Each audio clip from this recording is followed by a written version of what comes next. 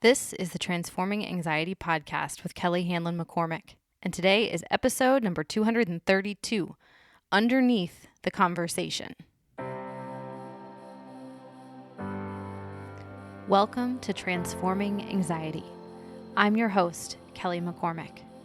I'm a mom to 2 boys, a wife, friend, daughter, and sister, and I'm a certified life coach, yoga teacher, and soon-to-be mindfulness meditation teacher. I'm no stranger to anxiety, and I'm here to teach you how to manage your mind and your emotions so that you too can transform anxiety into calm, peace, and whatever you want for your life. I'm so glad you're here. Hey there. Welcome in today. I hope you're doing well this week, that things are starting out all right for you, or maybe wrapping up, however we want to talk about Wednesday, hump day, right? Or maybe you're listening to this at some other time, some other moment. That's probable, actually. So wherever you are, whenever you are, I hope this finds you well.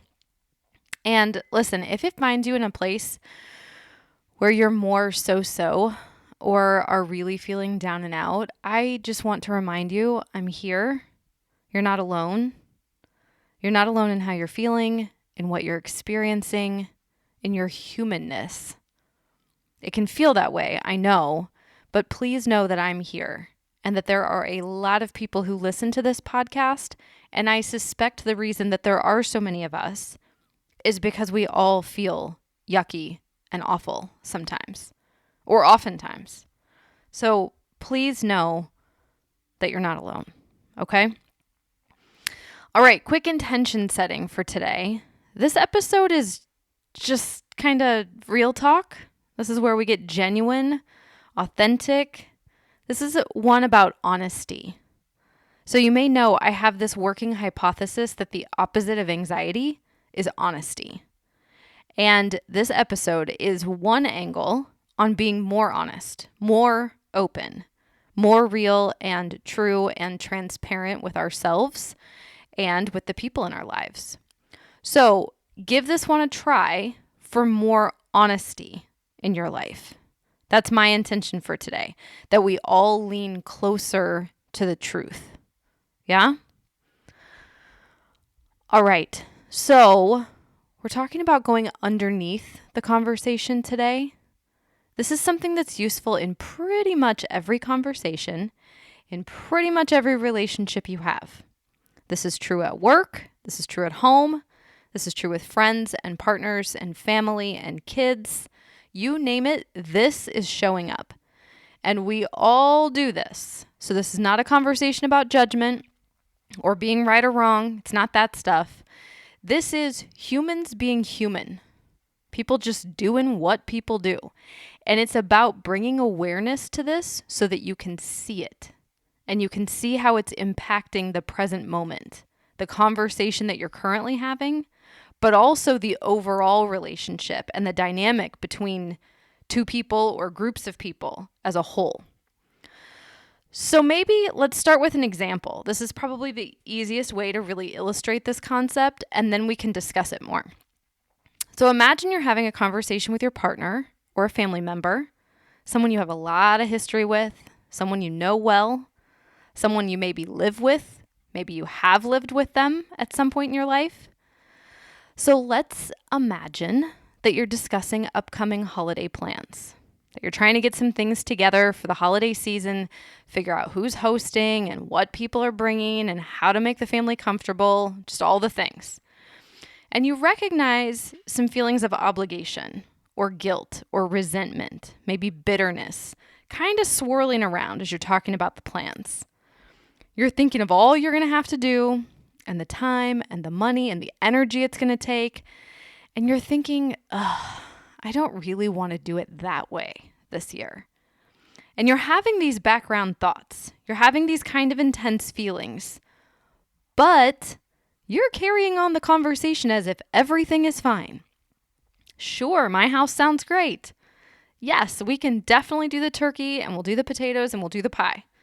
Yep, we'll make sure the Christmas decorations are up and that we have gluten-free rolls for the cousin, that we have vegetarian gravy for the girlfriend, and the mincemeat pie that no one likes except for grandma. Yes. Like you're saying the words, right? You're nodding along.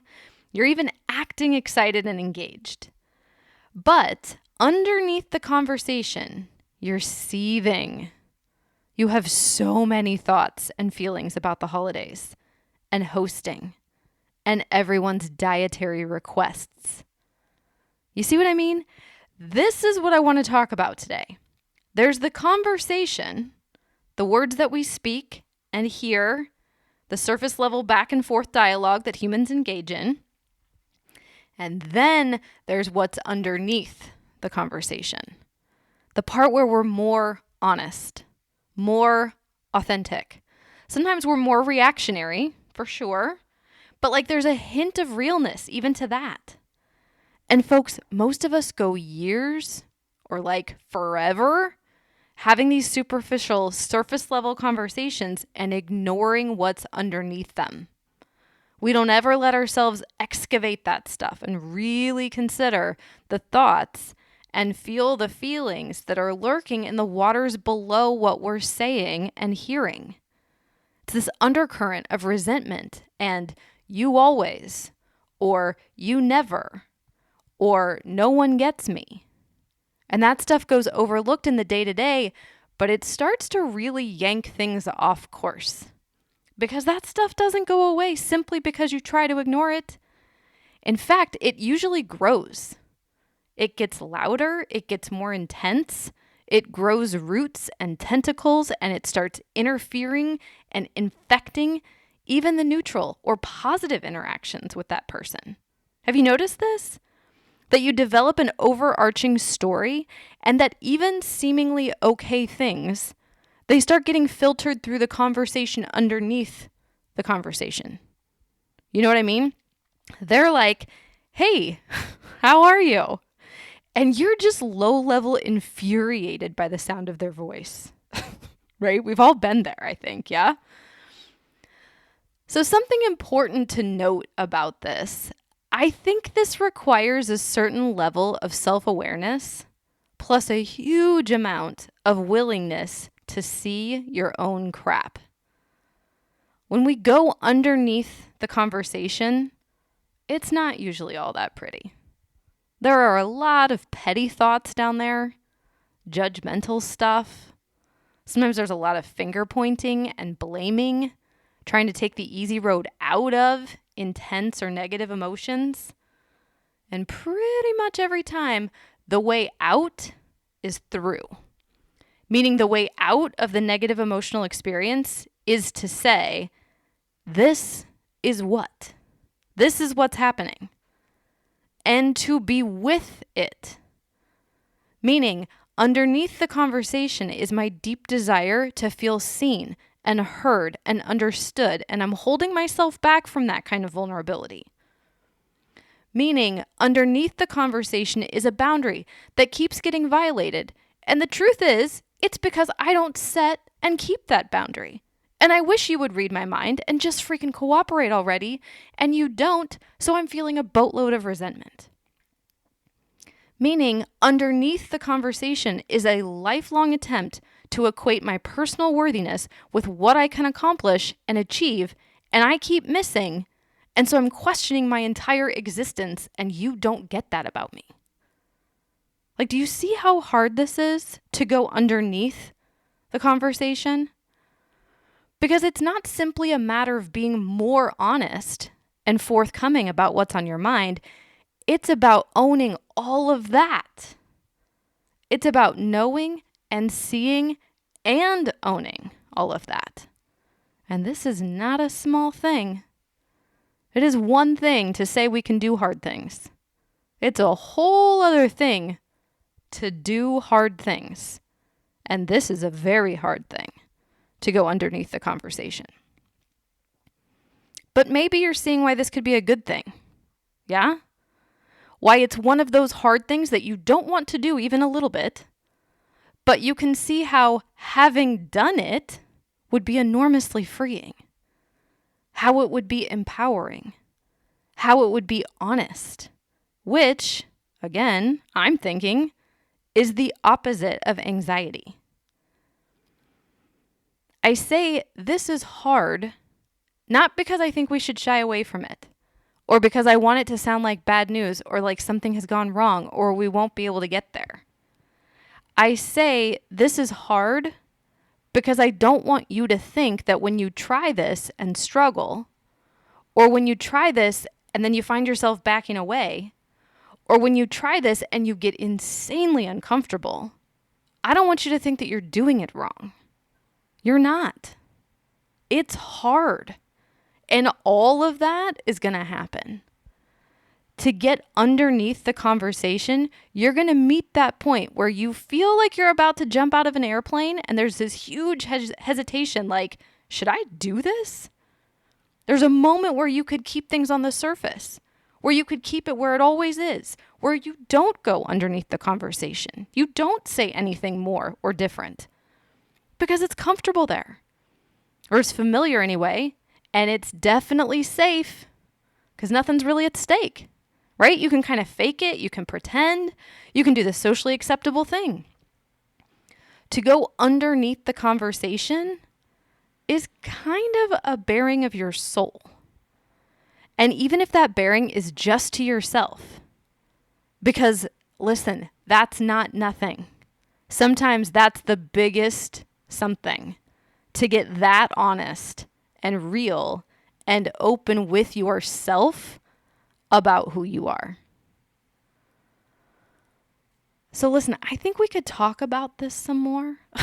I'm going to be really curious to hear from you on this one.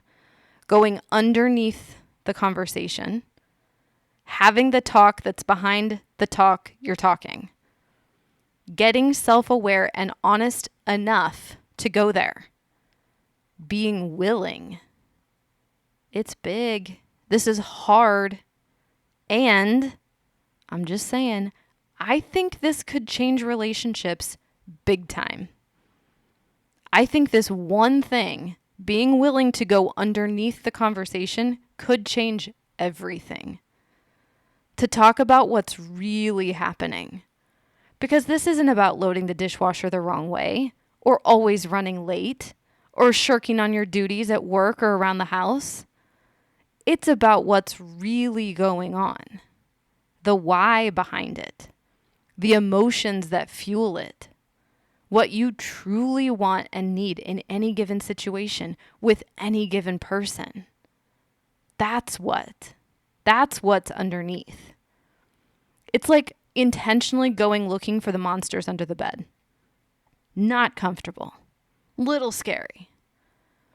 But there's freedom in it. Always freedom. All right, that's it for this week. Underneath the conversation. Next week, we're going to talk about change. So that'll be another fun one. We're just all so damn good at change, aren't we? So that'll be a total breeze, right? Yeah. All right, I will see you next week at the same time, same place for more transforming anxiety. And until then, please take care. Do you have someone to help you with your stress, anxiety, worry, and overwhelm? If not, I would love to be your coach. The Fierce Calm Project is my virtual coaching program where we get to go in on topics like this one, and I can help you apply these lessons to your life so that you're creating your own transformation. We do live coaching calls, guided meditations, on-demand yoga classes. We hold book club where we read books your neighborhood book club won't, and there's lots of bonus content that I've created just for you. When you're ready to take what you're learning on the podcast to a whole other level, then come on over and check out the Fierce Calm Project at kellyhanlonmccormick.com/Fierce Calm Project.